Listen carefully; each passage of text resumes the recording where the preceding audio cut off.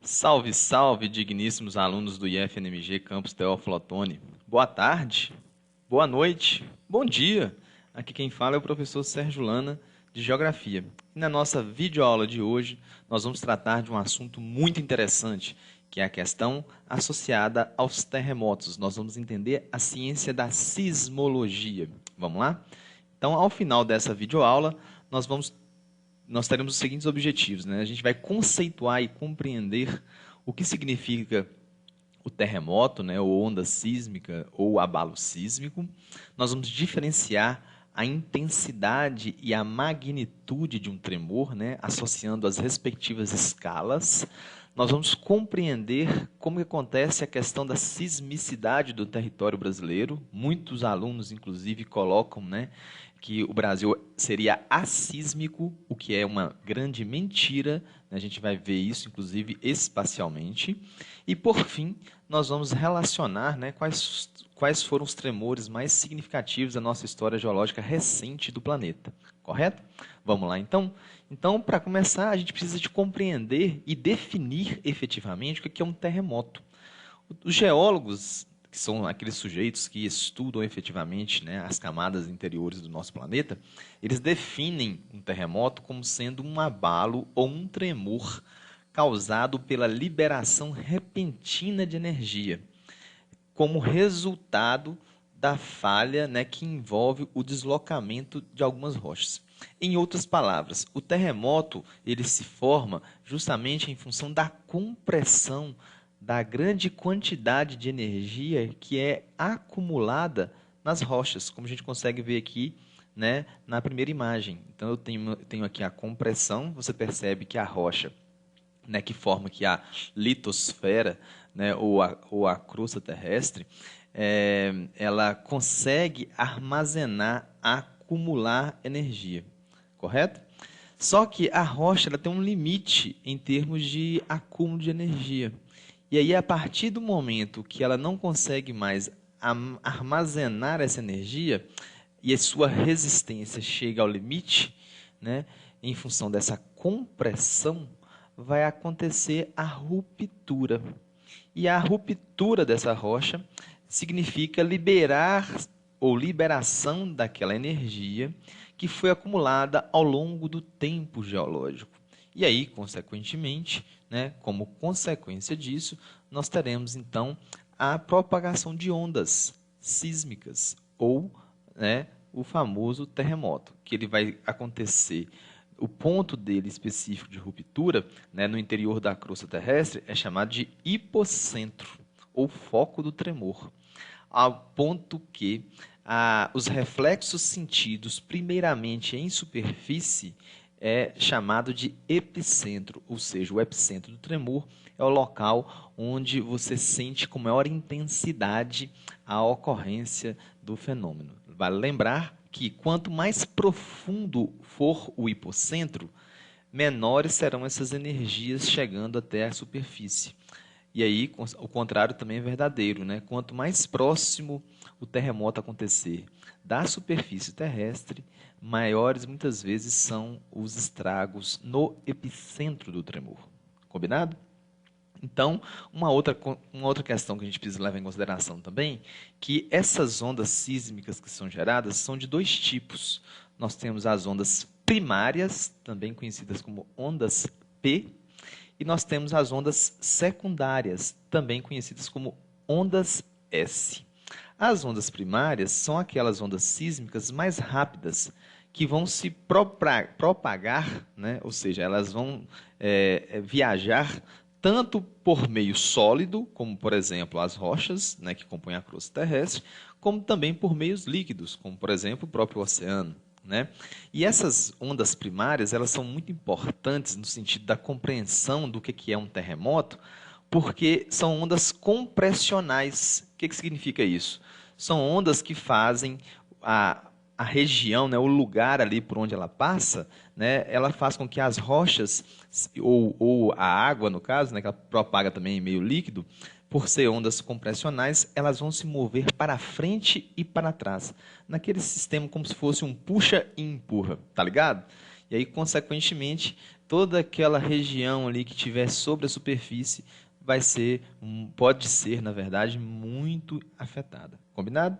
As outras ondas são ondas chamadas de secundárias, ou ondas S. Essas ondas são ondas mais lentas do que as ondas primárias, né? E se propagam apenas no meio sólido. E aí, diferentemente das ondas primárias, né, essas ondas secundárias, elas acabam causando o cisalhamento da rocha. O que é isso? Elas acabam quebrando essas rochas de maneira perpendicular ao sentido do movimento. Essas ondas primárias e secundárias, geralmente, elas não entram num contexto assim de análise, né, na maioria dos vestibulares, tá certo? É mais como um aprofundamento da nossa intenção aqui de tentar explicar o que é um terremoto. Mas, basicamente, ondas primárias se comportam, elas viajam tanto em meios líquidos quanto em meio sólido e são mais rápidas, ao ponto que as ondas secundárias são mais lentas e vão se propagar apenas em meio sólido. Combinado? Dando sequência, então, à nossa proposta, a gente tem que compreender onde, efetivamente, esse fenômeno acontece. E aqui nós temos um mapa que vai representar o limite das placas tectônicas. E é justamente nesse limite de placas, sobretudo nos limites convergentes, transformantes e também nos limites divergentes, né? A gente tem esses três limites, como a gente já analisou na aula específica sobre esse assunto. Será justamente nesses limites de placas, como a gente consegue perceber que esse aqui é um limite divergente entre a placa africana e a placa sul-americana. Esse aqui é um limite convergente entre a placa de Nazca e a placa sul-americana, por exemplo. E, consequentemente, aqui nessa região, né, da costa oeste dos Estados Unidos, nós temos a falha de San Andrés como sendo uma falha transformante. Então, é justamente nos limites das placas tectônicas onde nós vamos concentrar, onde vai acontecer 95% dos terremotos registrados no mundo. Sobretudo no Círculo de Fogo do Pacífico, lembra-se dele. Essa região aqui, ó, que bordeja todo o continente americano, mais o continente asiático e a Oceania, na bacia do Pacífico, é a região de maior ocorrência de sismicidade no planeta, ou seja, ocorrências de terremotos. Então, resumindo, o terremoto ele vai acontecer 95% dos casos nas áreas limítrofes às placas tectônicas. Mas não é só isso. Nós temos também terremotos que vão acontecer intraplaca, ou seja, terremotos que vão acontecer dentro de uma grande, gigantesca placa tectônica, como no caso, por exemplo, do território brasileiro, que a gente vai falar daqui a pouquinho. O Brasil ele está numa área dentro da grande e gigantesca placa sul-americana.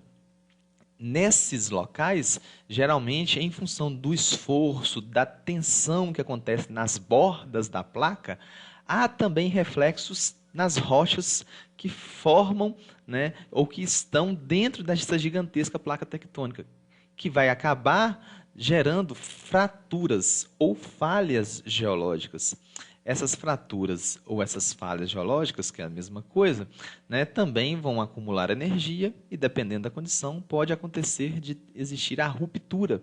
E aí, como consequência, se tem ruptura, tem liberação de energia. Um grande e interessante exemplo pode-se dar associando o que acontece na cidade de Montes Claros, onde fica a reitoria do IFNMG. Né? Lá você tem uma ocorrência, né, de sistema de falhas, inclusive vários bairros das cidades estão sobrepostos a esses sistemas de falhas, e a gente consegue aqui perceber nitidamente que onde há a ocorrência de falhas, existe também a ocorrência, né, da liberação de energia.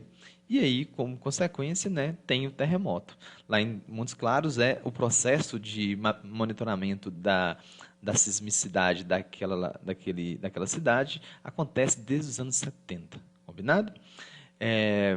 E uma última possibilidade de ocorrência sísmica não tem relação com fatores naturais que vimos até agora, e sim com processos eminentemente de intervenções antrópicas, que se dá através da chamada sismicidade induzida, ou seja, aquela provocada pelo ser humano. Então, basicamente, tem dois tipos. O primeiro tipo né, são os desmontes que ocorrem em rochas em áreas de mineração, por exemplo, para ter acesso a esses minérios, né? Então, essas explosões que são programadas, essas detonações que são programadas com fins, né, de mineração, por exemplo, liberam uma grande quantidade de energia e, obviamente, o sismógrafo, que é o aparelho que mede, né, a evolução da onda sísmica na crosta, vai registrar isso, porque eles são extremamente sensíveis. Uma outra característica também está associada aos reservatórios das usinas hidrelétricas, levando em consideração que esse lago ele é um lago artificial, então imagina o peso, né, a pressão que está sendo exercida sobre as rochas dessa localidade, e aí muitas vezes esses lagos, desses reservatórios, eles acabam evoluindo muito num sistema de ficar cheio em uma época do ano e vazio em uma época de estiagem, por exemplo. Então, esse processo contínuo, né, do lago do reservatório estar cheio, ou em outras épocas ele está mais vazio, acaba gerando um processo de compressão e de pressão, de liberação da pressão e de pressão novamente sobre as rochas, que pode acontecer de resultar em fraturas e, por consequência, liberação de energia. Liberação de energia, entende-se como terremoto. Espero que tenha ficado claro. Se não tiver, entre em contato com a gente que a gente consegue explicar melhor. E aí, obviamente, para a gente entender esse sistema, precisa-se de analisar como que se mede o tremor. O tremor ele é medido através de um aparelho conhecido como sismógrafo. O sismógrafo ele é extremamente sensível e ele registra cada movimentação que acontece na crosta terrestre. Tá certo? Daqui a pouquinho a gente vai ver uma animação que vai representar justamente a funcionalidade desse aparelho. E aí, toda vez que ocorre um terremoto, existem duas maneiras de analisar essa condição, ou seja, de identificar o impacto causado pelo tremor. Esse impacto ele pode ser qualitativo, ou seja, que vai referir-se, né, à intensidade dos danos causados por aquele tremor, ou pode ser quantitativo, ou seja, está relacionado à magnitude da energia que foi liberada pelo tremor. Então, nesse contexto, duas escalas de análise são importantes quando a gente fala de terremoto. A escala Richter, que é extremamente famosa, né, que vai analisar o aspecto quantitativo, ou seja, a magnitude da energia liberada. Por sua vez, a escala de Mercalli, ela é uma análise qualitativa, ou seja, vai verificar justamente qual foi a intensidade dos danos causados por aquele terremoto. A escala de Mercalli não é tão famosa quanto a escala Richter, porque geralmente quando você ouve falar de terremotos, boa parte da imprensa vai retratar justamente a magnitude, né? Ou seja, o aspecto quantitativo da energia liberada, e não o aspecto da destruição causada em si. Combinado? Então, basicamente, a escala de Mercalli, como a gente consegue perceber aqui, ó, ela é uma escala expressa em algarismos romanos, que vão desde 1 até o 12, né, como a gente consegue perceber aqui.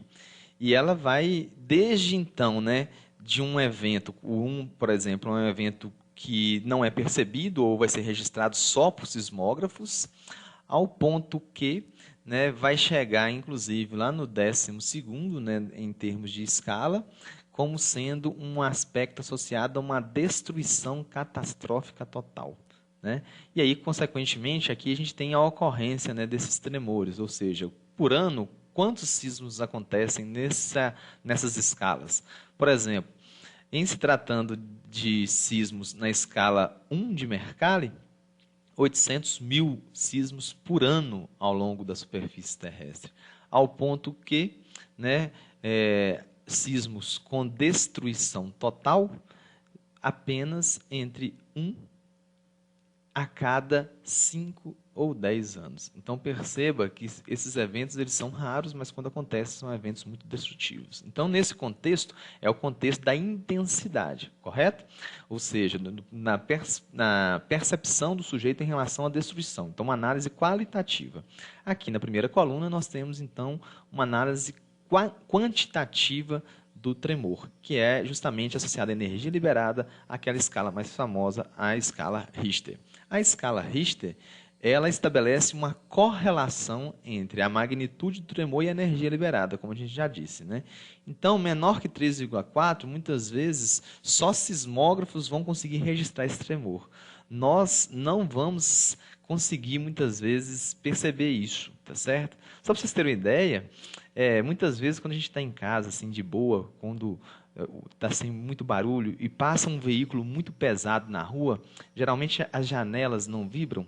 Só para vocês terem ideia, aquela vibração acontece aproximadamente aí, ou equivalente a um tremor de 3 graus a 3,5 graus na escala Richter, por exemplo. Então, a partir de 3,5 graus, a percepção do sujeito, ou seja, a nossa percepção, consegue identificar, né, consegue sentir efetivamente aí a ocorrência do terremoto. É extremamente importante compreender que essa escala ela é infinita. A gente tem aqui 8, mas o maior terremoto já registrado após a invenção do sismógrafo, que foi no Chile na década de 60, ele atingiu 9,5 graus na escala Richter. Então é uma escala, na verdade, infinita. Então, pelo fato de ter chegado a 9,5, não significa que pode ter um tremor no futuro, né, com uma intensidade maior.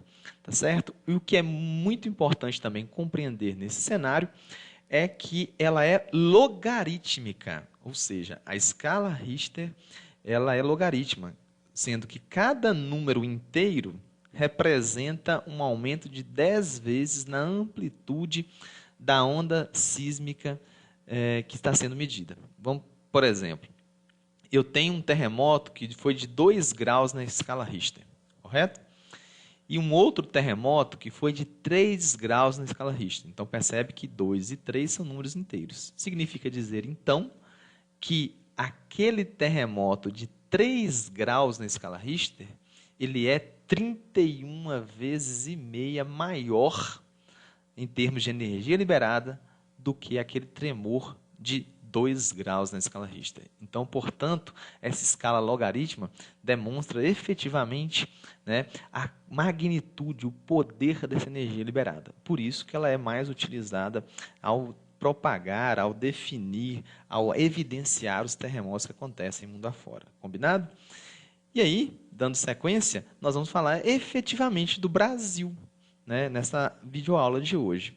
E aí, para pensar nesse contexto, tem sempre uma música que eu gosto que os alunos analisem a letra, né? Porque muitas vezes quando você está numa micareta pulando e cantando e tudo mais, você não vai perceber esses detalhes, mas é uma música de axé, interpretada por uma cantora da Bahia, chamada Cláudia Leite, que em uma determinada parte da música faz assim: vai, vai, vai, fica aqui meu avião, vem, vem, vem, que o Brasil não tem vulcão, vai, vai, vai, suba aqui na minha moto, vem, vem, vem, aqui não tem terremoto.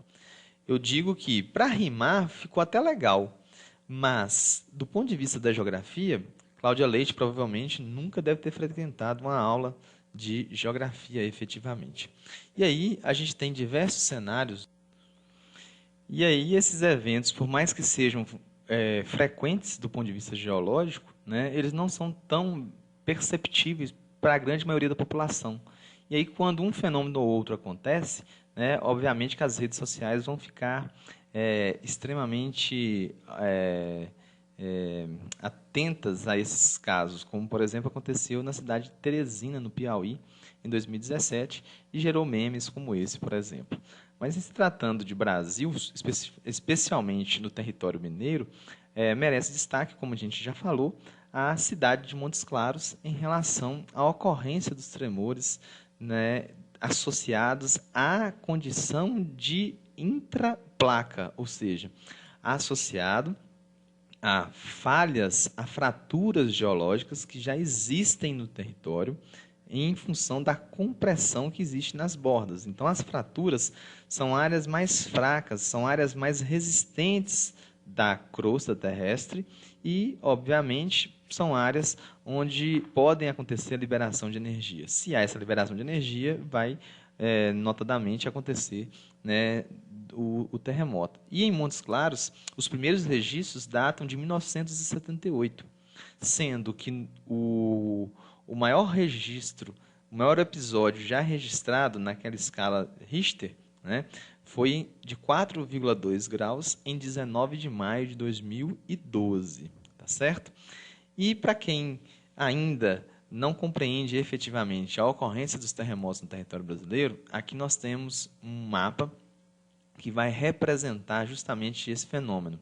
É um mapa extraído do Observatório Sismológico da Universidade de Brasília e um acúmulo, né, dos acontecimentos ao longo deste século, desde 1º de janeiro de 2000 até maio de 2020, quando essa aula está sendo gravada.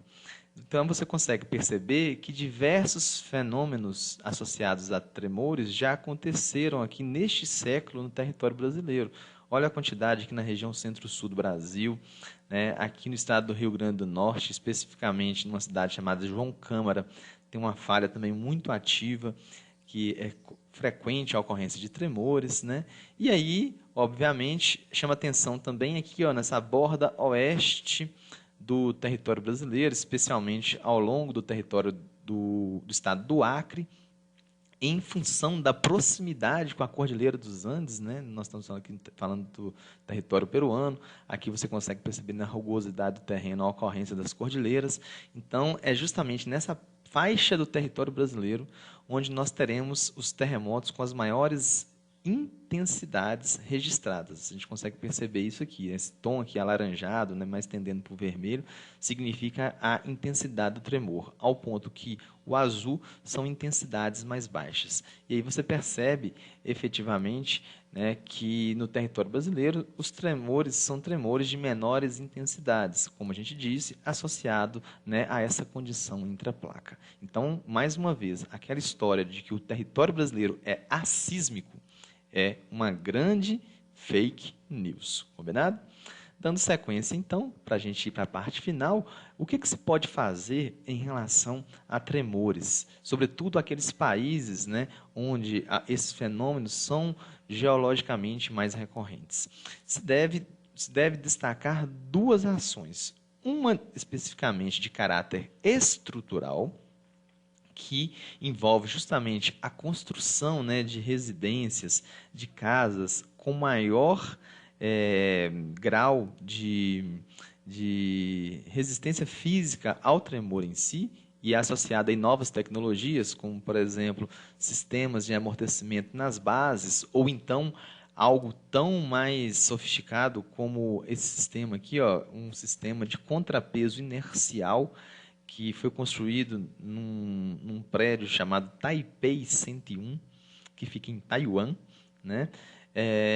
Esse contrapeso inercial, ele é nada mais do que uma bola de ferro pesadíssima que fica aqui no topo do edifício e ela faz com que o prédio se mantenha estável, já que ela se movimenta no sentido contrário das ondas sísmicas, ou seja, mantém, né, a estrutura do prédio intacta e é uma das tecnologias mais eficazes em relação a tremor.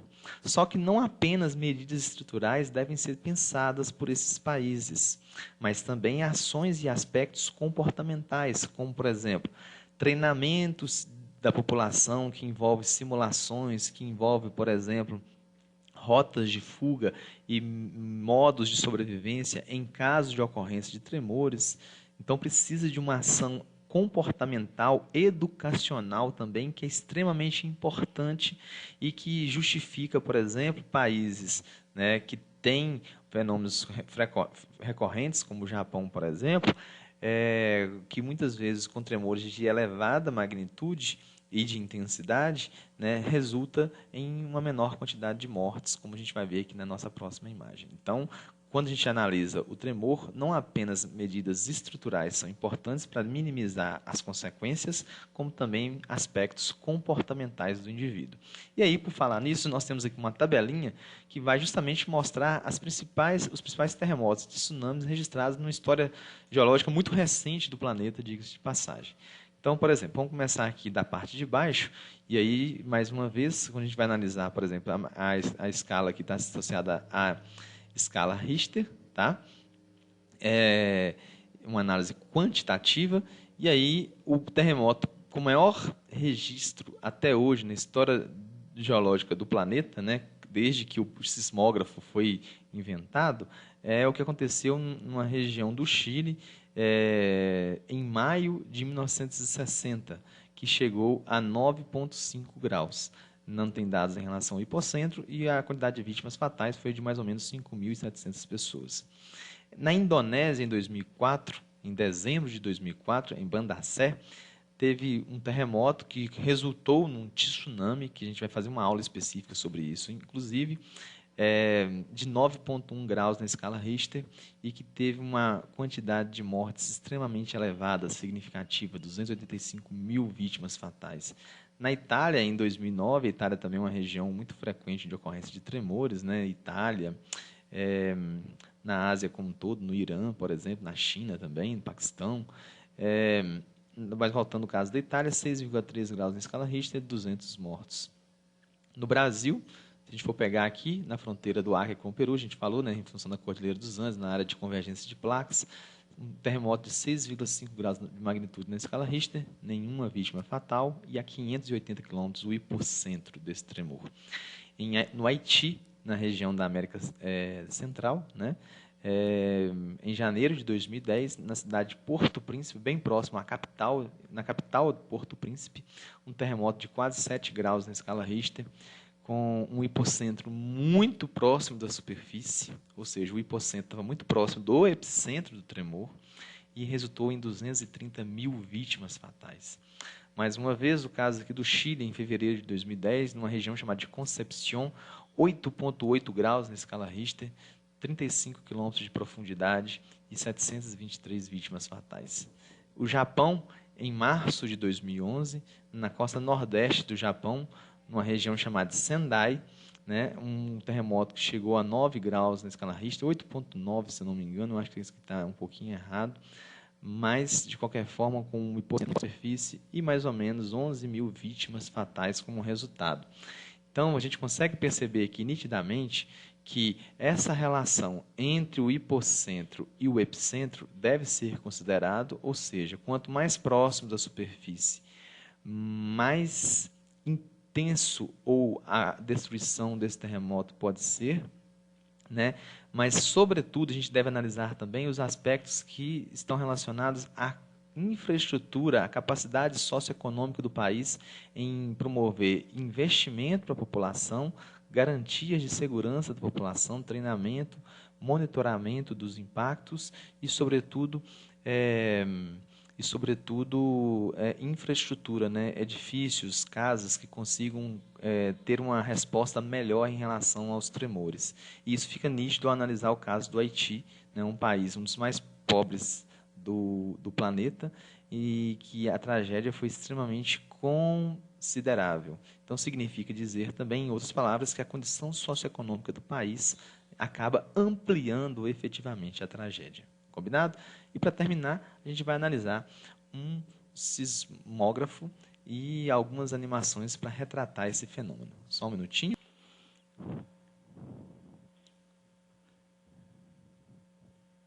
Então, pessoal, aqui nós temos um tremor, uma simulação de um tremor, né, em relação aqui à estrutura interna do planeta, associando aos tipos de falhas específicas, né, que vão acontecer, sobretudo, ao longo, né, das placas tectônicas, e a gente consegue perceber esse acúmulo e consequente liberação de energia devido à ruptura.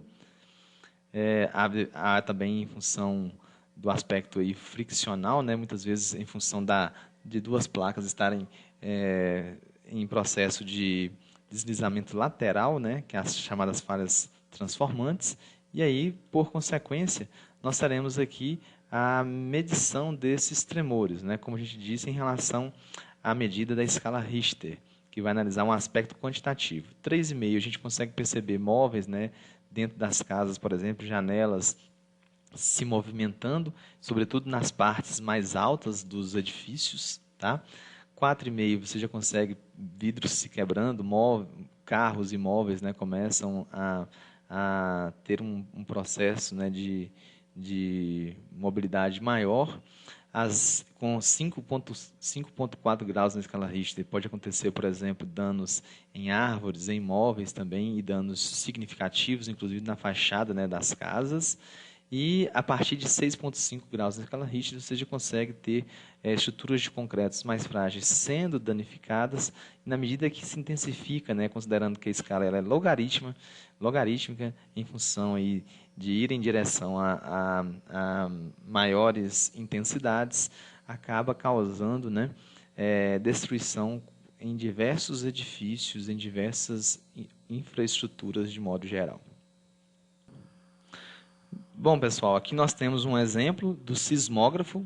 A partir do momento que você tem a ocorrência do tremor, a liberação das ondas sísmicas, e quando ele chega efetivamente onde o sismógrafo está instalado, que é no meio de um corpo rochoso, né, de uma rocha, como a gente consegue perceber essa ilustração aqui, esse pêndulo que existe, ele vai marcar um cilindro que é rotativo e aí, consequentemente, registra efetivamente a ocorrência do tremor. Vale lembrar, então, mais uma vez, que o sismógrafo ele é um aparelho muito sensível que consegue analisar, registrar, melhor dizendo, essas energias liberadas a partir, né, da atividade tanto natural quanto daquela também da sismicidade induzida. E aqui também nós temos um exemplo, né, de uma representação através do aparelho, né, do sismógrafo.